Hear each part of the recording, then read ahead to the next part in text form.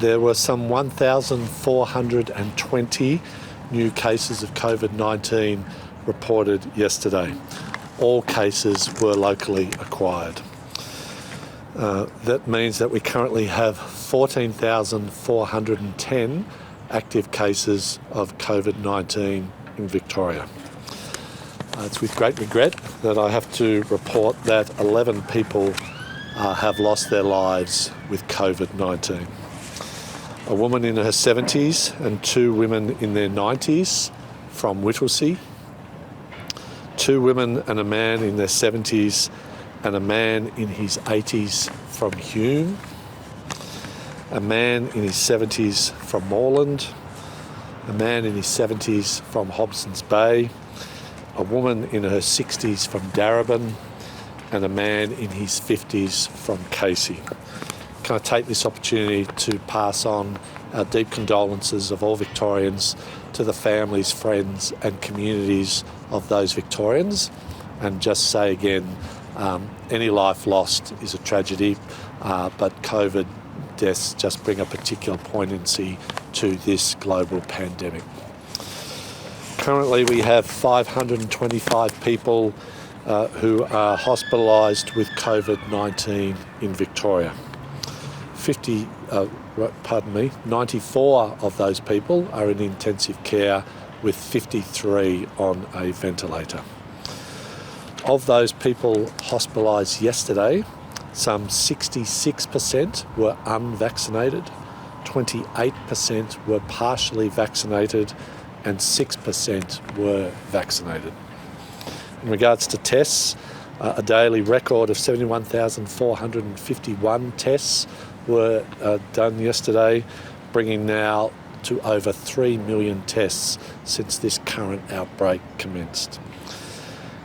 In regards to vaccines through state-run clinics, 36,542 vaccines were administered in our state-run hubs, and well into the 90,000 pluses across all of the platforms in Victoria, and more than half of the nation's vaccines yesterday were delivered in Victoria. In regards to vacancies right now for vaccines that are available just by getting onto our state clinics, we'll have more to say about that. But in regards to the percentages as vaccines continue to rise in the Victorian communities, we make our way towards the 70 and 80% double dose gateways. We are now sitting at 83.8% of the 16 and over population of Victorians having received a first dose of the COVID-19 vaccine, and 54% of the population having received their full double doses.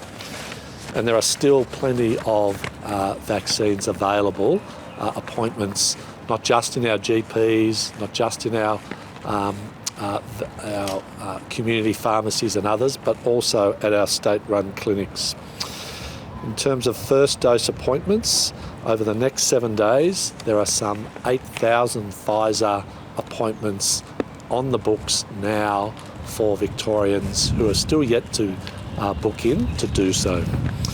There's some 5,800 AstraZeneca vaccine first doses available, and as a result of more Moderna and a highly effective mRNA vaccine being made available from the Commonwealth, we now have some 28,000 new Moderna vaccine slots available. And it's important to also remember that as a result of the changes from the Commonwealth in regards to allocations, Pfizer is now also available for over 60s at GPs and primary healthcare clinics.